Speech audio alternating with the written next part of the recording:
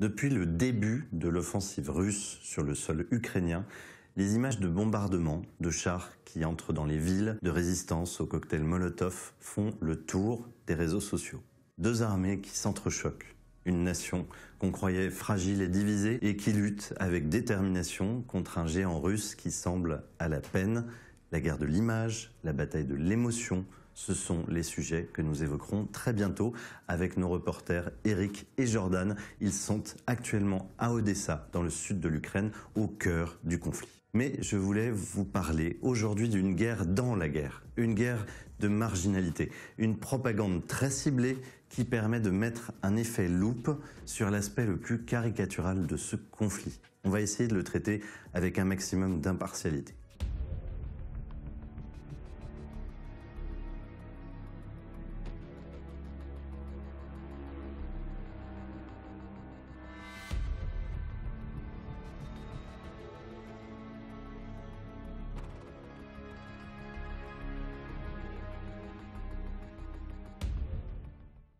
Il s'agit de la présence, aux côtés des deux armées, russes et ukrainiennes, de milices paramilitaires violentes.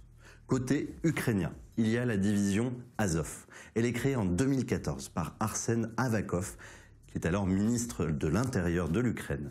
Alors cette milice spéciale, elle doit permettre de pallier le manque d'effectifs dans l'armée ukrainienne. Rapidement, cette division Azov intègre la garde nationale ukrainienne, c'est-à-dire un équivalent de notre gendarmerie. En 2014, la division Azov est accusée par un rapport d'Amnesty International d'enlever des personnes dans l'est de l'Ukraine, dans le Donbass, et de les humilier et de les maltraiter. Un autre rapport, publié quelques mois plus tard, dénonce des crimes de guerre commis par cette milice. La Russie, bien sûr, s'empare de la présence de la division Azov au sein des troupes ukrainiennes pour dénoncer l'idéologie nazie en Ukraine. Elle est sur toutes les télévisions russes, cette division Azov. C'est une des principales justifications de la politique de dénazification brandie par le président Vladimir Poutine. C'est sa manière de justifier son intervention brutale en Ukraine. Il joue en fait sur les souvenirs de la Seconde Guerre mondiale quand l'ouest de l'Ukraine collaborait avec l'Allemagne nazie. Alors, est-ce que ces attaques sont justifiées ? Eh bien, la division Azov n'a jamais bien sûr revendiqué officiellement une quelconque idéologie. Mais un faisceau d'indices laisse penser que certains de ses membres sont réellement proches du néo-nazisme. En effet, certains de ces hommes arborent fièrement des symboles nazis en tatouage. Après sa création, il y a même une célèbre photo qui circule de ces miliciens avec un drapeau nazi.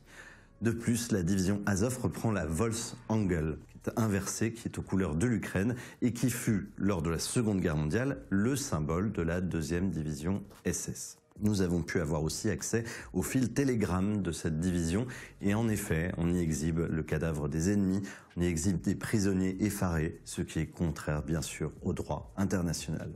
Vladimir Poutine, bien entendu, se sert de cette division Azov pour soutenir sa propagande de guerre en Ukraine.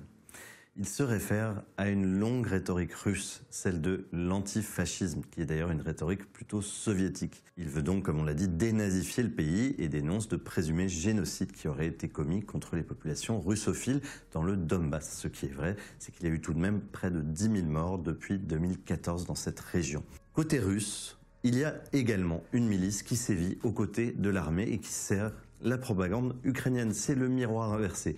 Outre les mercenaires du groupe Wagner, Vladimir Poutine peut en effet compter sur le soutien sans faille de la garde rapprochée du président tchétchène Ramzan Kadyrov. Ce sont des soldats aux longues barbes, vêtus tout de noir, armés lourdement, qui constituent un groupe paramilitaire. Il intervient en appui de l'armée russe pour le maintien de l'ordre. Après 20 ans de guerre civile en Tchétchénie, les Kadyrovtsi, comme on les surnomme, se sont spécialisés dans la contre-guérilla. Il y aurait près de 10 000 d'entre eux aujourd'hui en Ukraine. Ils auraient été envoyés pour assurer, entre guillemets, le calme dans les zones urbaines prises par l'armée. Leurs méthodes, elles sont souvent illégales, très critiquées, et elles consistent à intimider, terroriser, voire torturer les populations pour arriver à leur fin. Est-ce vrai à nouveau ? Bien, ce qu'on sait, c'est qu'en 2017, le journal Novaya Gazeta révélait que les personnes soupçonnées d'être homosexuelles étaient, par exemple, capturées et torturées dans les prisons secrètes par ce groupe paramilitaire. À l'image de la propagande russe contre la division Azov, le gouvernement ukrainien se sert bien sûr de la présence des Kadyrovtsi pour sa propre propagande. L'Ukraine dénonce des soldats djihadistes du fait de leur confession musulmane et de leur apparence physique, la barbe en particulier. Dans une vidéo diffusée par l'état-major ukrainien, on voit ainsi des soldats tremper leurs munitions dans de la graisse de porc. Et oui, pour humilier et souiller ce futur adversaire dont les membres, c'est vrai, sont très majoritairement musulmans. Un autre extrait montre aussi des soldats tchétchènes, ceux de cette milice, qui chantent l'hymne djihadiste. Nous sommes les descendants de Moutana. Et cette vidéo, elle circule beaucoup sur les réseaux sociaux.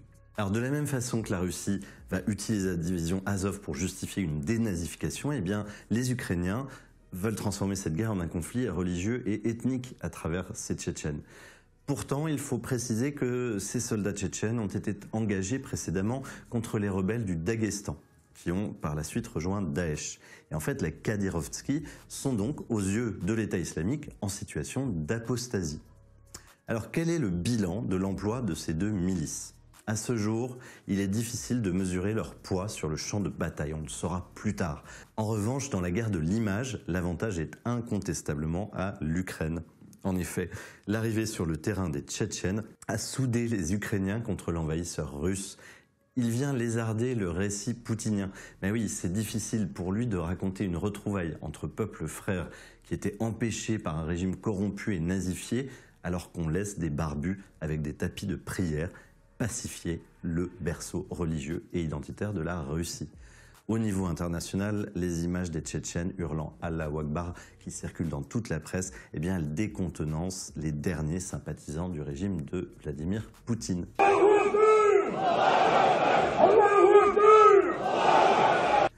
Par ailleurs, plus personne n'évoque les liens sulfureux d'Azov, la division Azov, avec l'idéologie nazie dans l'opinion publique occidentale. Donc de ce point de vue, le président ukrainien Zelensky, avec une posture non pas anti-russe, mais de résistance patriotique, est parvenu à nettoyer l'image radicalisée qui collait à ses propres milices. Côté milices, c'est donc 1-0 pour l'Ukraine contre la Russie.